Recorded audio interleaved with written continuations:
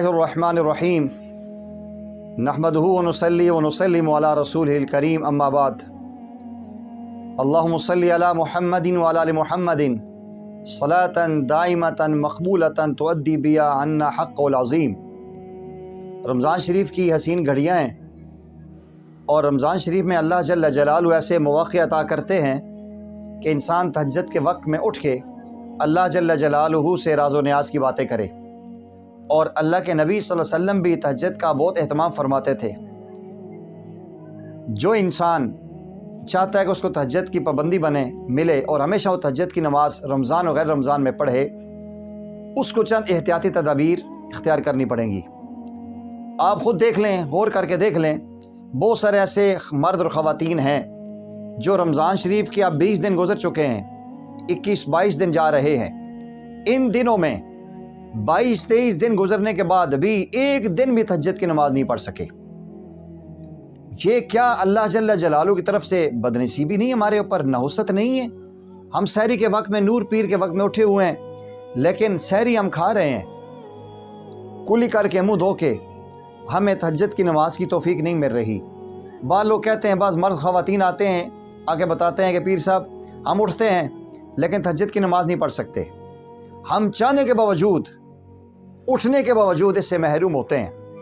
तो मैं आज आपको वो चंद बातें अर्ज़ करने लगा हूँ जो मैंने अपने असातिज़ा से, अपने असातिज़ा और उलमा और शयूख से, शयूखुल हदीस से सुनी है।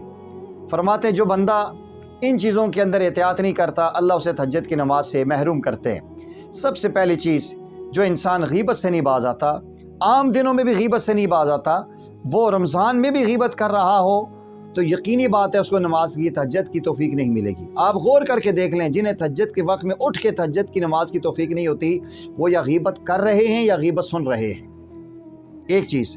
दूसरा, जो इंसान रमज़ान की हालत में भी अपनी ज़ुबान का ख्याल नहीं रखता, झूठ बोलता है, गालम गलोच करता है, गलत ज़ुबान इस्तेमाल करता है, प्यारे आका करीम सल्लल्लाहु अलैहि वसल्लम ने वाज़ेह फरमाया है कि जो इंसान मल्लम यदा कौल ज़ूर वल अमल बिही फलैसा लिल्लाहि हाजतुन अन यदा तअमहु व शराबहु।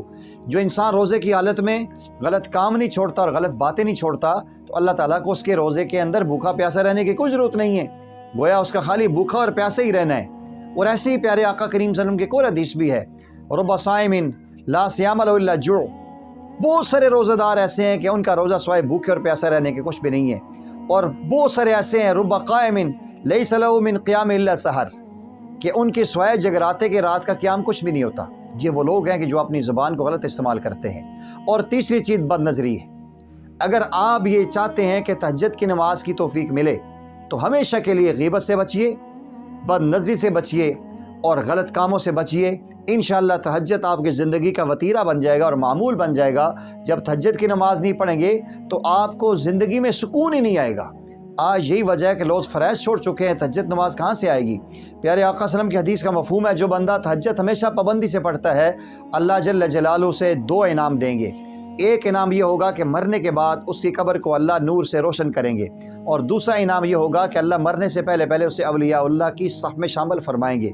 अगर तमाम मर्द और ख़वातीन ये चाहते हैं कि कब्र भी नूर से मुनव्वर हो और मरने से पहले अल्लाह वालों के अंदर हम शामिल हो जाएँ, तो 3 बातों की एहतियात करें।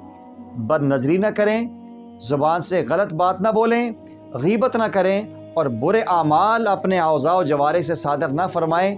इंशाअल्लाह तहज्जुद की नमाज से कब्र भी रोशन होगी, अल्लाह का कुर्ब मिलेगा और फिर दुनिया और आखिरत की इज़्ज़तें आपका मुक़द्दर होगी। व आखिरु दावाना अनिल हम्दुलिल्लाहि रब्बिल आलमीन।